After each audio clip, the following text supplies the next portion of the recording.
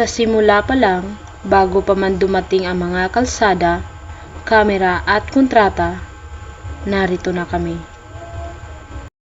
Sa mga punong yumuyuko sa hangin, sa mga ugat na tila palasyo sa ilalim ng lupa, dito kami lumaki, namuhay at nanalangin.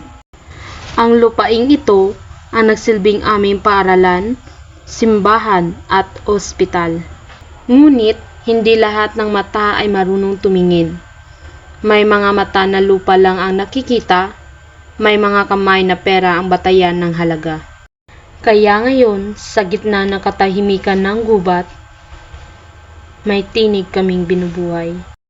Ito ay kwento ng pamana, ito ay kwento ng pakikibaka, at ito ay kwento ng lupang kailanmay hindi isusuko.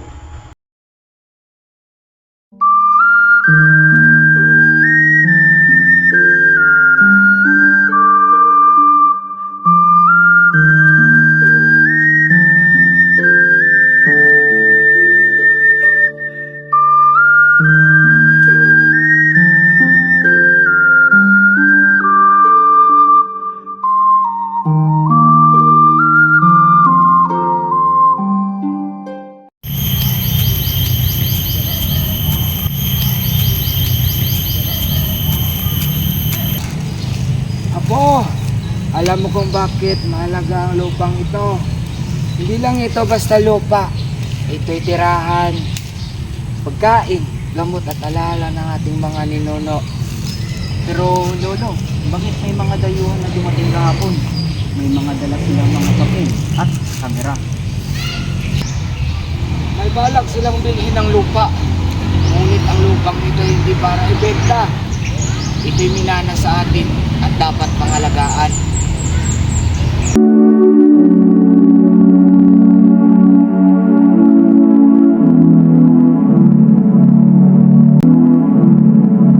Nanay, tatay, gusto ko tinapay. Ate, kuya, gusto ko kape. Tika lang. Naririnig niyo ba yun? Parang may kumuputol ng punong kahoy. Oo nga, no?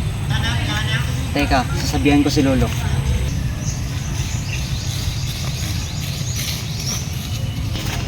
Lolo, naririnig niyo po ba yun? Parang may pinuputol sa gubat.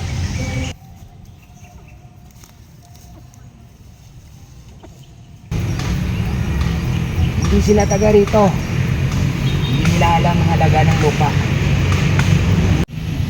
Anong gagawin natin, Lolo?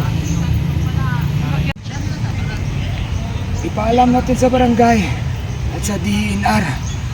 Hindi tayo papayag. Bilisan niyo dyan! Ang laki-laki ng pinagpasahod ko sa inyo! Pabagal-bagal kayo!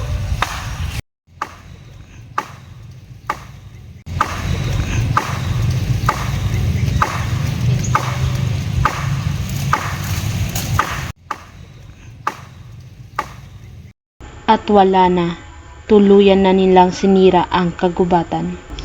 Sa bawat puto ng puno, kasaysayan ang binubura. Sa bawat sigaw ng pagkasira, tinatabunan ang tinig ng kalikasan.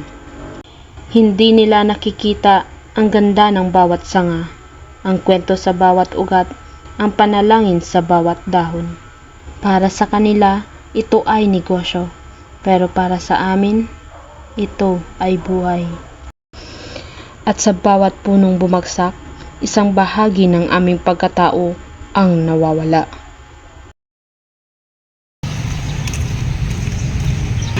Magandang umaga, Kapitan. May mga taong pumasok sa aming lupain na walang pahintulot at ito po ang mga ebidensya.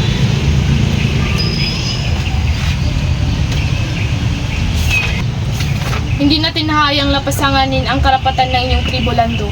Tatawagan natin ang DNR at NCIP para imbestigahan ito. Magandang araw po, Kapitan. Ako po ang pinadala ng DNR dito. Magandang araw rin. Halika doon tayo sa loob mag-usap. Hindi po. Lando, ito nga pala si Ginoong Barrios, ang pinadala ng DNR para imbestigahan ang inyong lupain. Magandang araw po. Ako nga po pala si Lando. Magandang araw din, Lando. May batas na nagpoprotekta sa mga lupang ninuno, ang IPRA Law. sisiguraduhin naming mananagot ang mga sangkot.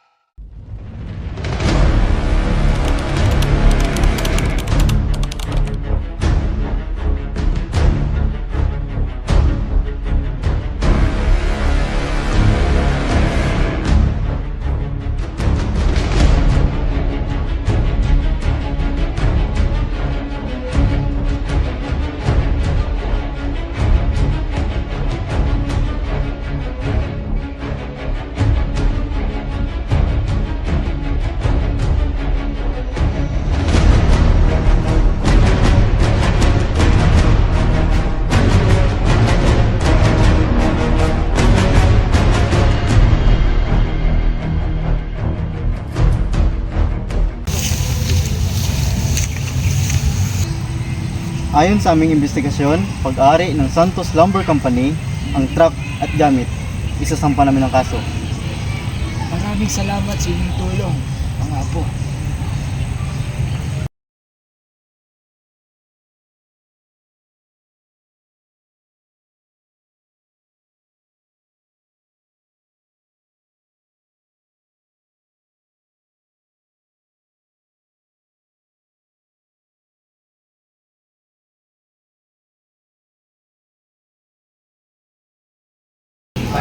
Mr. Santos, ikaw ay naaresto dahil sa salang ng illegal logging at sa paglabag ng mga karapatan ng mga katutubo.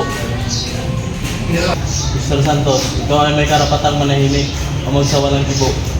Ano man ang iyong sasabihin ay maaaring gamitin pabor o laban sa iyo sa anumang hukuman. Ikaw ay may karapatang ding kumuha ng tagapagtanggol na iyong pinili at kung wala kang kakayang ito'y pagkaloob sa iyo ng pamalaan. Hindi ito patas! Nasa akin ang mga papeles! Hindi sapat ang mga papel kung nilabag mo karapatan ng mga katutubo. Hindi ibinibinta ka ng lupain.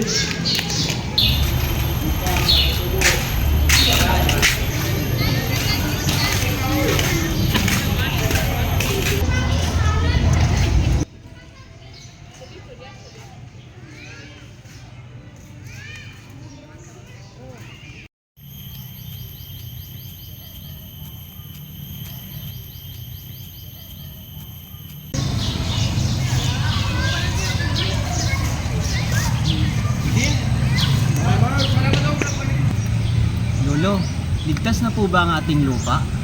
Ligtas na, apo. Ngunit di tayo titigil sa pagprotekta. Ang lupa ay hindi lang basta lupa. Ito ay buhay. Paglalaban ko ito, Lolo, para sa ating mga ninuno at para na rin sa susunod na henerasyon. Maraming salamat, apo.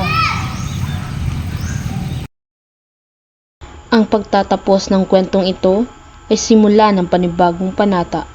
Dahil hindi natatapos ang laban sa isang sulat, sa isang kaso o sa isang tagumpay. Araw-araw, ipinaglalaban ang karapatan. Araw-araw, itinatanim ang pag-asa. Ang lupang minana ay hindi ibinebenta. Hindi ito papel na kayang pirmahan o numero na kayang bayaran. Ito ay buhay, ito ay kasaysayan, at ito ay pagkakakilanlan. At hanggat may kabataang tulad ni Lando, hanggat may matatandang tulad ni Lolo Dato, hanggat may mga pusong hindi natatakot tumindig, mananatiling buhay ang pamana. Igalang ang katutubo, protektahan ang kalikasan, dahil ang lupang aming pamana ay para sa lahat ng henerasyong darating. The Indigenous People Rights Act of 1997 or Republic Act 8371, commonly known as IPRA, was enacted to protect and recognize the right of indigenous peoples in the Philippines. Respect our rights, protect our lands, and secure our future.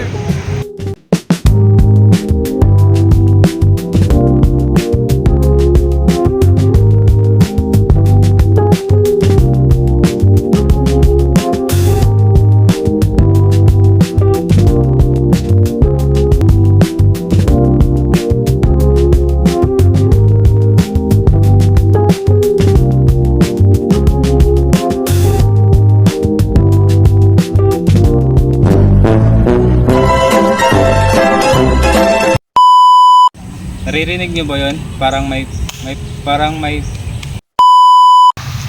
Bilisan niyo dyan!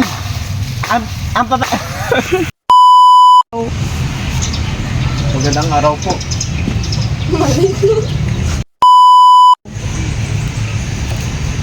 Magandang araw po, Kapitan. Ako po ang pinadala ng Idina dito. Magandang araw rin. Halika, goodbye sa loob. Ikaw ay may karapatang manahimik.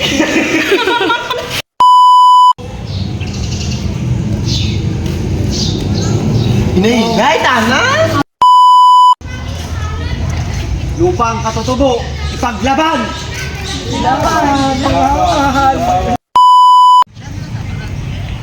Ipaalam natin sa barangay at sa DNR. Hindi tayo papayag. Duhin na yaman? Lolo, naririnig niyo po ba yun? Parang may pinuputol ng puno. Lupa ang katutubo, laban! Go. Bilisan niyo dyan! Ang laki-laki ng pisa! Basta ka. Magandang araw. Anong gagawin natin, Lolo? Mawakal ko? Lolo, Respect our rights!